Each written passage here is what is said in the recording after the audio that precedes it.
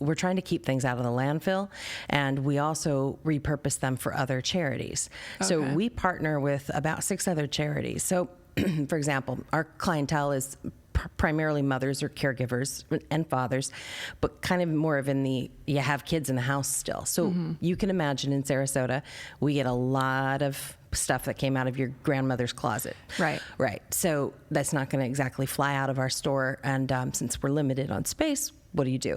Well, we've partnered with like Senior Friendship Center, and they have a closed closet. So if it doesn't fit our need, we will repurpose that over to them.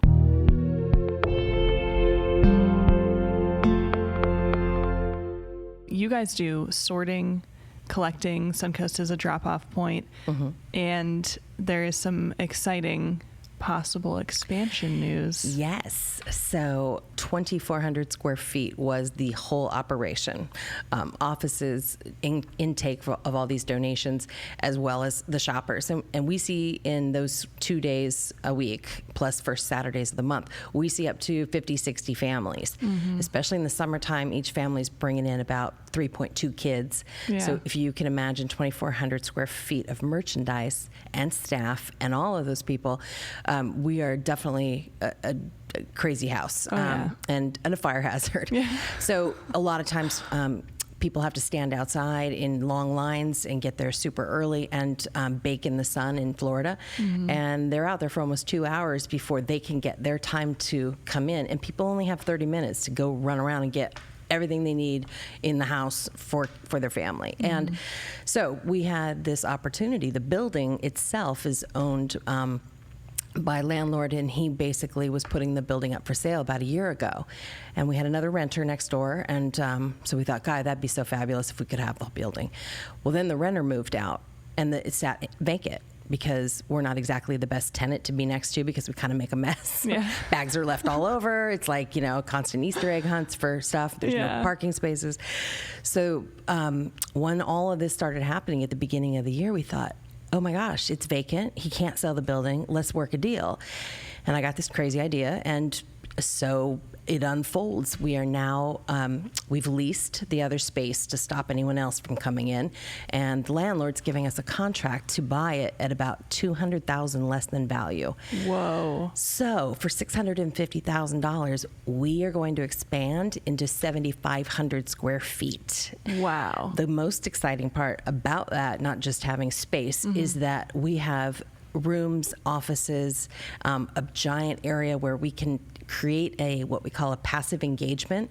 So we can literally interact with clients and their kids and bring in outside resources. Ooh. So that they can find out what the clients really need. Like, we'll help them with all the stuff, but if we're really truly going to bridge this gap of poverty and help elevate their game, we need to wrap around more than just the stuff. Right. So that's what we're good at, is capturing almost 4,800 shopping visits a year of the perfect clientele for so many charities in this area. So they're all coming and partnering with us. And we're like, hey, we have the space now. Like, Legal Aid called me the other day and said, hey, do you have space for us to come and have an office when you're open? I'm like, give me 3 weeks. Yeah. So the goal is to buy the building. Yeah. We're going to raise $650,000, and we have a deadline date of, we want it to be January, but it's really end of April. Okay. So $650,000, and we own it free and clear with minimal overhead. Wow. And I got some exciting news. Hopefully Friday this week, I will be announcing that we have a big foundation that's working on a matching grant for $325 of those $1,000. Whoa. So we could possibly have You're half. in the running. We could have half that happening. Building paid for, and we haven't even started. Yeah. So that's the power so cool. of all of this coming together. And again, still all volunteers. Yeah. Yeah. So volunteers. And so I don't think we talked about exactly what happens there. So there's clothes, there's like diapers and cribs and things that normally people would spend, very precious few dollars on, but that's for free for them. Yeah, it's kind of like a TJ Maxx Home Goods, okay? Don't even. That's my favorite place. You just said the magic words. I know. I'm speaking her love language. It is. I call them my husbands. So I say to John, my husband, I said, I'm going to hang out with the boys, and he knows that's Ross, Marshalls, and TJ Maxx. And I'll never come back. So we wanted it to make an experience like they were buying pretty much everything that you could find in one of those stores for the house, from gift items to electronic things and small stuff, but anything smaller than a lamp. And that goes in our store. So, but we also get grant funding for cribs, bassinets, multiple size car seats, as well as used equipment that's donated back. We have a trade-up program. So like if you qualify, if you're having a new baby, we'll give you a new bassinet. You bring that back. When the bassinet no longer fits, we give you the crib. The crib then converts into a toddler bed, and that gets the kid all the way through, 4 years old, a safe bed. And same thing with the safe seat for car riding. So we get money for that, and diapers and all those kind of things. So we provide those necessities that are so expensive, but yet so important to keep them safe. What item? So I know diapers and underwear. There's these like socks and underwear. That's like my thing. Because I'm sorry, who wants to wear someone else's used socks and underwear? Yeah. So we're always constantly asking people, if you want to do something, either hygiene products or new socks and undies, and just go to the Dollar Tree for the hygiene stuff. And go to Walmart for the socks and undies. And we'd love to have 2 pairs for each kid every 4 months, because the clients can come back once every 4 months and just take what they need. And they have they can't take more than 10 items per category kind of thing. So we do. So do they go around with like a little almost checklist, or does someone follow them around to kind of help them find things within the time limit? Great question, because we are trying to be good stewards of the merchandise that's dropped off to us. And so when they check in, we always have them on file as far as how many kids they have and the age that the kids are. Okay. We put a little sticker on them, and the number says how many kids they're shopping for. They use clear shopping bags, and that way we can kind of gauge what's going in there. If we see a number like 5 or 6 on their tag, one of the volunteers will literally come around them and go, "Oh, you need some help. What size kids, or what can I go get you?" But again, if they're only got a number 1 on them and they're stacking their stuff full of everything, we know that they're shopping for the neighborhood. So we will kindly unpack that bag and redirect them, always assuming they didn't get the FYI check-in.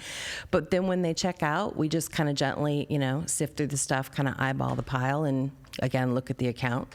If they're asking for car seats, we got to make sure that they have kids that fit those car seats. And if they don't, we explain it again. But that's how we kind of monitor it. And it works. It works really well. Yeah, our volunteers are very good about being good stewards. And then there's a trailer here that is usually like packed to the brim, just with all kinds of things. Is there ever something that maybe you guys get donated a lot of that you're like, we don't really need these or use these? Or do you guys just basically use everything that gets donated? That's a great question. We will take everything, including things that are kind of ratty and tatty or whatever, because we're trying to keep things out of the landfill, and we also repurpose them for other charities.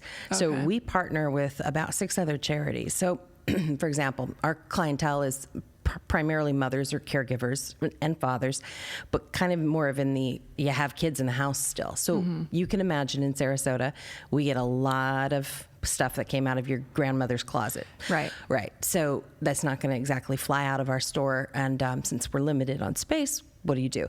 Well, we've partnered with like Senior Friendship Center, and they have a closed closet. So if it doesn't fit our need, we will repurpose that over to them. And those, like your kid does a 4K or a 3K or whatever and gets a shirt with 500 company logos on the back, and everybody has them. And so that, again, we get a lot of those, but that is good for the homeless population. They don't care. They just want a new t-shirt. And so we give to about 3 different of homeless places. So something goes everywhere. And worst case, it goes to a salvage company, and then they shred it and make something out of it. Man, it sounds like you guys are like the hub of so many different things, all obviously doing good things for people that need it. Yeah. But it just sounds like, especially with this new space, it'll become... It's going to be so amazing. Like, yeah. Oh. We're really going to try to be the connector of anyone who has a need to something that can help them literally elevate their status. Like, we're helping a mom right now who's been a client on and off, but she's also a huge volunteer. Like, she's there all the time. Nice. And so, but she's got a car that was breaking down. So we had the opportunity to help get her car like fixed, because it was literally dying, and she was Ubering for money this summer because she's got kids at home and she can't have a regular job when the kids are all home. So she was doing that on the side, and her car was starting to not work. So we took care of that. And then I also texted her and said, hey, do you need an oil change? Because Suncoast does, at the end of the month, a free oil change for, you know, people in need, moms especially. And she's like, oh my gosh, thank you. So that's what we're trying to connect people to many, many things. Wow. And so for you, for anybody who is working there, I feel like you have to kind of know what everybody else is doing too, so that you can, you know, kind of remember and say, ooh, they do this and they do that, so that you can actually use everything that comes through, or help everybody. Ideally, but Sarasota is such a rich community of lots and lots of charities. There's so many things going on here that we're really going to try to develop a team that's in the store that is specifically there to redirect and outsource stuff. So that's what we're in the process of now. We have a meeting today to actually put these teams together. So you are the community care provider is what we call them, and you're going to be the FYI, the 211. So will all of those people also be the people you're building for a team also volunteer run, or are you looking to get a staff? No, the mission has always been, this is a volunteer run. And we do outsource some things like accounting, we're not doing our own taxes, thank goodness. So we will have some contract work here and there, but for the most part, we are volunteer run and supported by, people like Suncoast.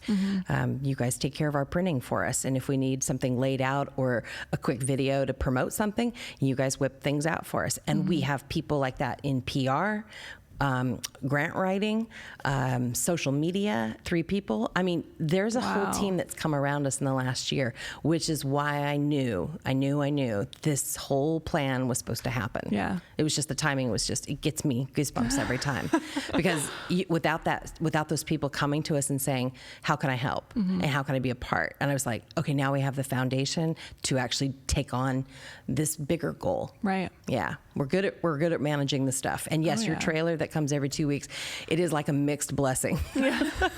I go in on Wednesdays because we have a work day on Wednesdays, and we're starting to do one on Mondays now too, so we can totally outfit the store again. I go in on Wednesday morning, I go, it's Suncoast Day. And they kind of smile and go, yay. Especially, you never know what you're going to get with that trailer. Especially in summer. Okay, the whole parking lot fills up with, it looks like a giant garage sale for like the whole community landed on our steps. But now we have a place to put them, and it's just, it's much easier. But could you imagine before, it was like a clown car of stuff that just keep pouring.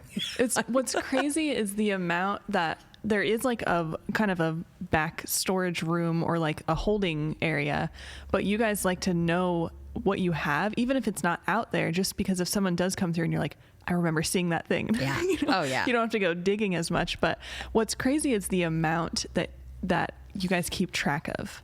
I think that it really speaks the success of Mothers Helping Mothers and being able to expand and have other people come in. I think it has a lot to do with the people. If you guys were anything different, I just feel like it wouldn't be the way that it is. And you guys are so passionate about what you do, passionate about helping people. So I think that's why it's working. I mean, you being involved in that is, I think, tremendous. And I see every time that you have new information, your eyes light up, and it's just like, this is what you love to do. And I love that. You can say I'm passionate about it. Yeah.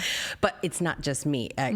One person cannot run this whole show. Right. So like I said, the team that's come around and the founders that have put in 29 years of every week. I mean, I can't believe they've been doing this for 29 years, but now there's a new generation rising up. Right. And I have a partner her name's Cindy, and she's kind of like me and her, kind of like below the two founders, Madeline and Terry, were like, okay, we got this. Like, teach us everything. Download Obi-Wan.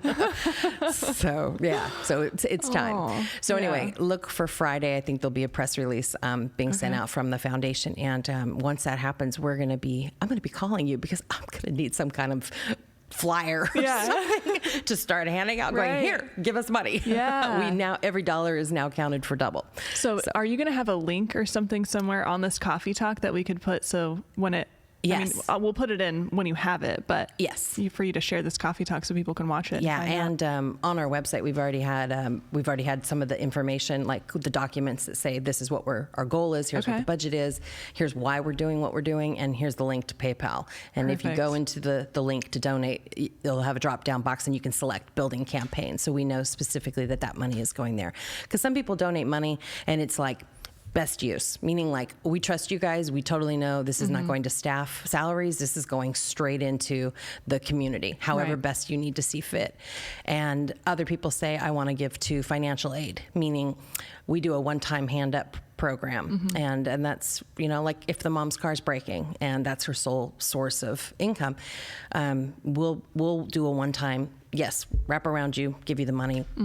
Actually, we don't give them the money. We pay the vendors, obviously, but we do that bridge. And so some people love that, and they trust us to say, because my goodness, with 4,833 shopping visits, that's what last year's was, you can imagine the stories that come in. One girl was shot in the leg, and her husband was shot in the arm. She was pregnant, and she was holding her 1-year-old or 1.5-year-old baby. Whoa. Yeah, because there was some random drive-by shooting. I mean, who knew, like, where we live today? But this is not that far from where we're sitting, that this stuff still is kind of going on. So, you can imagine they couldn't work. So the rent was behind. Well, those are the stories that we're able to immediately get in and source and vet, but cover. So financial aid, general purpose, building fund. We don't care whatever your passion is. We'll redistribute and find the people to get that done. And this is all through the website. It's all through the website. Yeah, very easy. And that's mhmsarasota.com. Okay. That's going to be in the link or in the description, everybody. Yay. Yeah. Okay. So that was great. I feel like that was enough information for people to know Mothers Helping Mothers is the bomb. Is the bomb. Thebomb.com.